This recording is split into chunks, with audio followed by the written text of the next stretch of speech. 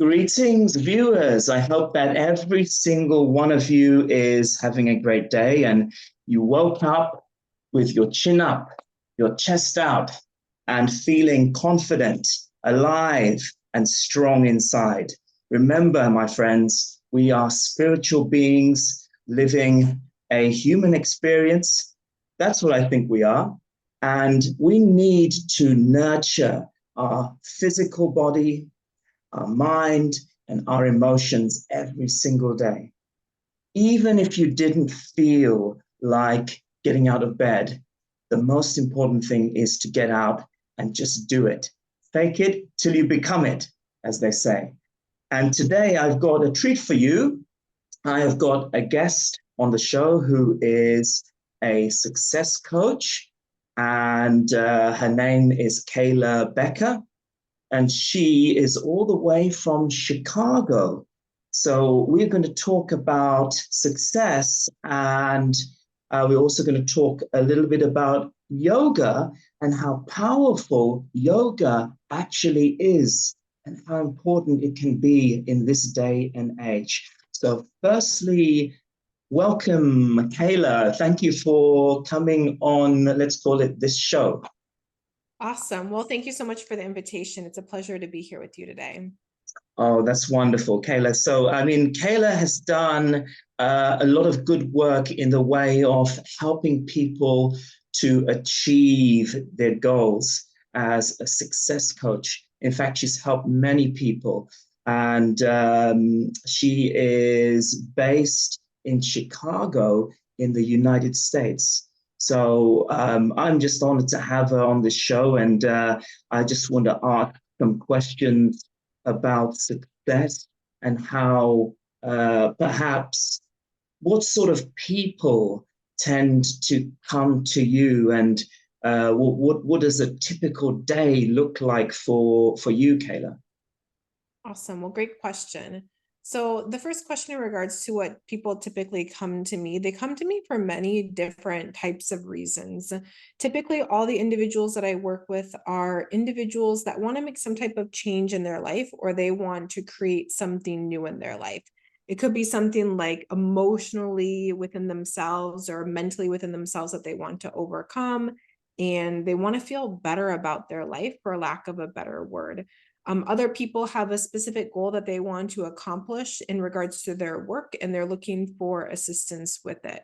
So some people are making changes in their personal life, and some people are making changes in their professional life. And the common factor is that they all want to move forward and progress, and they're feeling a little stuck. They're not really sure what to do, or they know what to do, but they're not able to make the progress forward that they want, and they need some assistance, they need some mentorship, they need some coaching, some support to help them get to that next level of success that they're looking for. So Wow. my day, yeah.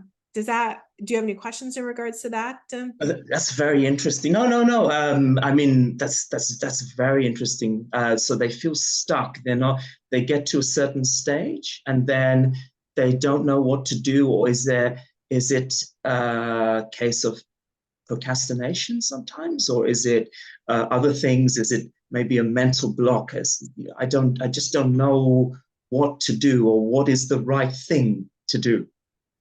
All of the above, right? For some people, it's a mental block. For some people, they start to self-sabotage. Like, I don't normally feel this good. So then I start feeling this good, and then it's not comfortable for me. So it's more comfortable for me to go back to some of my past patterns. Other people, it's like limiting beliefs that they have, like, I'm not worthy of this. And other people, they know exactly where they want to go. And it seems like a struggle, or it can seem really hard because they're typically the people that help everyone else out, but no Mm. one's there to support them. So they literally need someone to assist them on their journey to create what it is that they want, whether it's a course that they want to create, or they want to create a platform to work with athletes.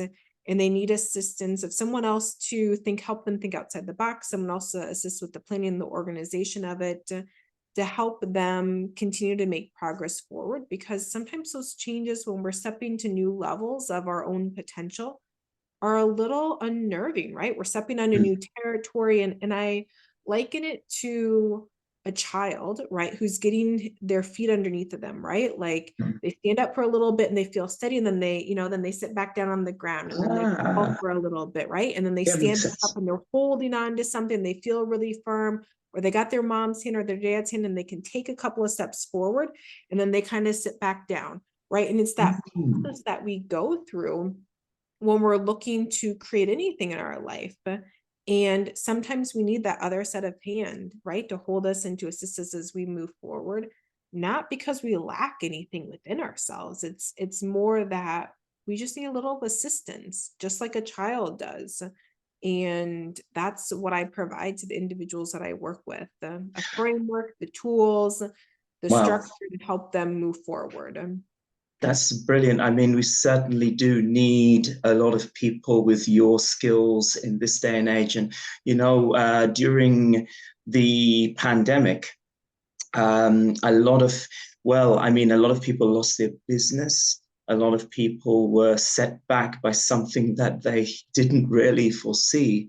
And I think perhaps people didn't know what to do in terms of pushing ahead. Perhaps they knew, and perhaps you got a new cohort of customers during COVID. I'm thinking because a lot of people have a plan. Some people will self sabotage, some people will need coaching, but some won't. And COVID-19 pulled a lot of people who had a lot of strength and a lot of confidence into that bracket. I did watch the news. I did see people in tears. And as a person in well-being and empowerment myself, I actually felt it as well. I actually felt it. And I had to take a news fast. And that's how we got talking, actually, I think, about news fast, because yes, we need to be informed, but a lot of the news is bad news. Over COVID-19, were you inundated with people who were more emotionally disturbed rather than those who wanted to achieve their goals in terms of success and getting over emotional barriers? It's a great question. And I would say because of everything that happened with COVID, Mm. conversation around emotional and mental well-being had a really profound shift during that time, because it became more apparent, because like you said, stuff that was happening in the news, people that were really strong and resilient, and they faced setbacks or they faced obstacles that they did not foresee or that they had not planned for. Mm. So I would say because of everything that happened during that time, those individuals who are more willing to talk about their mental and emotional needs has skyrocketed in a very profound and important way, because that is a very integral part of our health, as you mentioned at the very start of this show, right? Like, it's not just about the physical body, which a lot of people talk about, but it's Mm. also about the mental, emotional, and spiritual body. And all of those, the union of all of those is what makes us, right? Like, Mm. what makes all aspects of us. And what suffered in many ways during COVID was that a mental, emotional well-being within ourselves, because it was unforeseen and new territories had to be charted. And, as I talk about with my clients, sometimes we only have like three ideas in our head, right? Like option A, B, or C. In COVID, right? And other obstacles force us to look to the other letters of the alphabet for other avenues to move forward, because we couldn't do what we had typically done with A, B, or C, right? Like those routes were kind of tossed to the side. So now we Mm. had to become creative. We had to look to the other letters of the alphabet and come up with other ways to work through it. And sometimes, like you said, sometimes we can figure that out on our own. And sometimes we need another set of eyes. We need another set of ears. We need someone to have a conversation with, someone to assist us with different frameworks and ways to set up our perception in order to help us see those other options that are actually there. Mm. Our judgment is just clouded because of of what's happening or what we're experiencing internally within ourselves. Interesting, very interesting. Yes, because I had spoken to quite a lot of people who were not able to go to churches, mosques, temples. They would get their spirituality from there. I'd felt it a lot because I like to go out in nature, and in the UK, at least, we were only allowed to have one form of exercise. And go out only for just the basic things. So that was quite tough. I felt that, but other people had. I mean, they weren't able to go to the gym. They weren't able to see parents in care homes, and so those things were just not just by being locked in, but not being able to see loved ones, having loved ones pass away, having loved ones. I mean, it was such a terrible time. I think, interestingly, you are so you're into yoga. You're a yoga instructor. And I don't think people realize the power of things like yoga and meditation and Tai Chi and any art that is stimulating not just the physical body. It's not just like going to the gym, but you're also strengthening all aspects of yourself. Have you found that your students, in your own journey, you found that it is a very good tool for strengthening the mind and keeping resilient? Yes. Short answer, yes. Mm. Because when you go back to the word yoga, yoga means union. And we think about the union of all aspects of ourselves that comes into play, right? Like think about the beginning of this conversation that you said that we are spiritual beings having a human experience, right? So that connects the spiritual aspect, that connects the mental, emotional, and physical aspects. All of that comes together in yoga, right? We're physically moving our bodies mentally, right? It trains our mind. We're also practicing our breath to help us move any of the emotions fluidly in and out of our bodies that sometimes get stuck and stagnant because of everyday life experiences. And we also create this beautiful connection with our higher self, with our own self through that own practice as well. So to me, yoga is this beautiful union that sometimes people come in for the physical aspect and then they get this Yeah. whole other, this whole other plate of goodness. Mm-hmm. And then other times people come in for the emotional or mental aspect because they know that it'll help them clear their mind, and they also experience all these other benefits with it. Mm. So, yoga's one of those practices that we still think a lot about the breath. And you'll hear in a typical yoga class when to inhale and when to exhale and how to move with our breath, similar to Tai Chi, in order to move the stuck energy, to move that, to allow it to flow through us. And that allows light, love, all of those elements to move within us at a pace that's better for us, right? Rather than getting stuck and stagnant, going back to a person's life, right? Like I can see the Mm. parallel between it.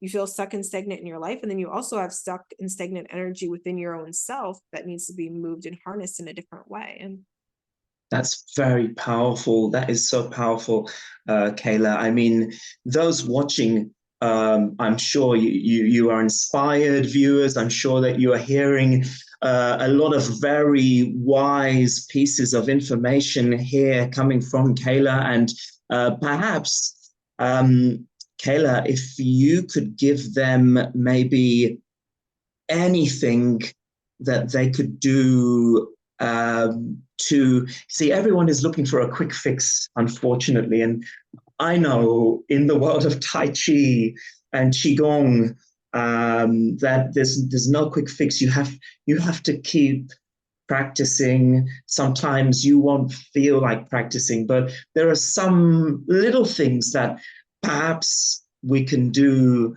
to help us. Is there anything that you could recommend in terms of a yogic style basic meditation, or maybe a specific pose that can help? And if you're watching this, remember, you need to consult your doctor. Don't do anything crazy. I have a lot of respect for all my viewers, so please don't do things like that. Consult your physician, make sure that everything is okay for you to do before you do it. Okay, I can't say that enough. Anyway, so is there anything at all, Kayla, that you could recommend for our viewers? Yeah, it's a great question. And my recommendation to people is, how can you start small? And it could be maybe you stand still like a tree for 5 minutes a day or 3 minutes a day, right? Like whatever is within your range of what you're able to do. And you stand still like a tree, eyes closed, and you're just focused on your breath for 3 minutes. That's what you have available to you. Awesome. You are going to find benefit in that. I know you will. Maybe you sit down and you do a couple rounds of deep breathing for 5 minutes or whatever is again available to you. You will experience benefits from that. Or if you do, you find a YouTube video and you do a quick yoga flow for 10 minutes, you're going to experience benefits. If you start your day off with writing down your goals or how you want to show up for your family and your loved ones, you're going to experience benefits. If you're going to end your day with 5 minutes of writing down what you're grateful for, you're going to experience benefits. And to me, it all comes back to the simple idea and profound idea that small changes have a great impact. A great quote is, small hinges move great doors. And basically what that's saying is any small changes that you can put into your life and you can do consistently and you yourself are bought into are going to positively impact you in ways that you don't even realize when you start. And if you can find something that feels good to you and you can commit to, whether it's breathing or Tai Chi or meditation or yoga or journaling, like if you can find something that resonates with you, you will experience the benefits because you're bought in. And that's really what it's all about, is finding something that you love and doing it again and again. And then the practice becomes a labor of love as opposed to work. Wow, that is amazing. I like the last one, journaling. I do that all the time. So that's very, very, very powerful. Just get a nice book. I've got inspiration on the front and I just journal any magic moments. I got that from Tony Robbins, actually. Just put in magic moments, things that really stood out, small things, big things, anything. Oh, wow. Kayla, is there so if people want to join a class or if they want to consult you for some coaching, how can they find you? Should I drop a link or would you like to explain what's the best way to find you? Yeah, you can include a link as well. Otherwise, if they go to Facebook, if they have Facebook and they type in Kayla Becker, the Success Coach, they will find me. They can also go to my website, kaylabeckersuccesscoach.com, which you can link also as well. And there's a link on there where you can message me or you can just book in for a call as well. There's some videos to watch, testimonials from previous clients to get a better understanding of the work that I do and how it could be of benefit to you. Wow, this is brilliant, Kayla. This is absolutely amazing. Did you hear that? So what Kayla's saying is that little things add up to something powerful. I didn't just wake up like this. No, I took time and I had to do many things to become the person I am. Doesn't mean that I don't have problems. I have a lot of problems, but I face them full on. Kayla faces them full on. And if you do these little things every day, you're going to become stronger and stronger and stronger. Maybe it's yoga, maybe it's Tai Chi, maybe it's Qigong, maybe it's meditation, maybe it's something completely different. But all these things add up. I really like that analogy with the hinge. That was really, really, really good. So once again, thank you so much, Kayla. I'm going to end with a namaste or namaskaram because you're a yogi and I really appreciate you coming on. And yeah, I will post links and everything in the description box. Thanks again.